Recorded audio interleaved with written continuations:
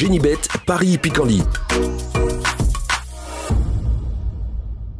En ce moment, profitez de 250 € de bonus de bienvenue. Bonjour à tous, je suis ravi de vous retrouver sur canalturf.com. On va parler du programme de ce samedi 31 décembre avec un Quintet Plus Top 5 Génibet sur l'hippodrome du Paris-Vincennes. Le prix de Nozay, une compétition qui s'adresse uniquement à des trotteurs d'âge de 8 ans et au-dessus. Dans la première partie de l'émission, nous nous pencherons donc sur cette compétition et dans la seconde, je vous transmettrai quelques coups de cœur, conseils de jeu pour Vincennes, certes, mais également pour Pau en Réunion 2. Donc concernant ce quintet prix de Nozay, j'ai placé en tête numéro 12 Racing Rib, un cheval scandinave que l'on connaît bien dans l'Hexagone. Il s'y est distingué à diverses reprises. Un cheval de qualité qui compte déjà 38 podiums, dont 14 succès en 84 courses courues. Le cheval a couru une fois à Vincennes, il a déjà fait l'arrivée, il s'est déclassé 4e à mon avis. Il revient ici avec une belle chance de succès, l'opposition me semblant largement dans ses cordes. Le 12 Racing Rib, entraînement Johan Untersteiner. Attention également au numéro 13, Emblème Castelet, qui vaut sans conteste un lot comme celui-là, il l'a prouvé à diverses reprises. Le bémol le concernant, c'est qu'il n'a pas été revu en compétition depuis sa disqualification du mois d'octobre à Enghien, mais faisons confiance à son mentor pour la représenter au mieux pour cette course. Bel engagement, le cheval à la pointure. Le numéro 11, c'est Écume de Furetet, qui est en forme. Elle vaut mieux d'ailleurs que de l'indique sa dernière prestation au trot monté. Auparavant, elle avait pris une 5e place dans un quintet. C'était début novembre, à mon avis, ici. Elle peut intégrer le podium. J'ai ensuite placé le 7 Défi de la Coude et numéro 6, à savoir Éditeur Laravel, qui se connaissent bien. Ils ont été respectivement affichés dernièrement 5e et 3e d'une épreuve disputée le 18 décembre à Bordeaux, sur les programmes de Bordeaux-Bouscat. Ce sont 2 chevaux volontaires, réguliers, qui devraient pouvoir fournir leur pleine mesure et sont compétitifs ici pour l'obtention d'un bel accessite. Attention également au numéro 10, Éveil du Lupin. J'avais bien aimé sa 2e place obtenue le 20 décembre sur un parcours de vitesse. Il est capable de faire aussi bien sur plus long. On retiendra également le numéro 5, c'est Expelliarmus. Le cheval a déjà signé 3 succès depuis le début de l'année, et plus précisément depuis le mois de juillet. Le cheval est en forme, il revient à Vincennes avec quelques ambitions, tout du moins pour l'obtention d'une place. Si on se méfiera du numéro 3, Etna du Lupin, le cheval vient de trouver sa forme à diverses reprises au trot monté. C'est un cheval régulier, maniable, assez fiable. L'occasion pour lui ici de poursuivre sa série de bons classements. On résume tout ça en chiffres pour ce prix de Nozay en ce samedi 31 décembre. 12, 13, 11, 7, devant le 6, le 10, le 5 et le 3. 12, 13, 11, 7, 6, 10, 5 et 3. En cas de partant, attention au numéro 2. On se retrouve maintenant pour les conseils de jeu de ce samedi 31 décembre.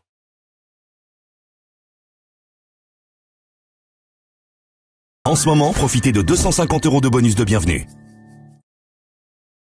Concernant les coups de cœur de ce samedi 31 décembre, dans la 2e course de la Réunion à Vincennes, une course sous la selle, j'aime beaucoup le numéro 9, Jupiter de Play, un cheval que l'on peut suivre en confiance dans ce genre de tournoi. Il est confirmé en pareille société, c'est un cheval régulier.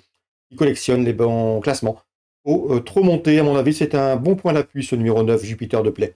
On peut toutefois lui opposer le numéro 2, Jéroboam d'Érable, un cheval qui monte en puissance, qui est perfectible au trot monté, et qui, à mon avis, à la pointure d'une course comme celle-ci, la cote devrait être intéressante.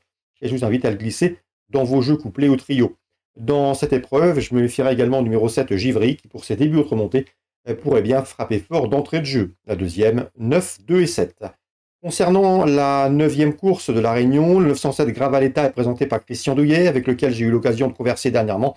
Une jument de qualité qui se plaît à Vincennes et qui se plaît tout particulièrement sur les parcours de vitesse. Elle a prouvé à maintes reprises au niveau quintet et ailleurs, mais son entraîneur m'a confié qu'elle était également capable de bien faire sur les parcours de tenue. D'ailleurs, elle avait pris la 3e place d'une épreuve disputée sur ce parcours dès 2007.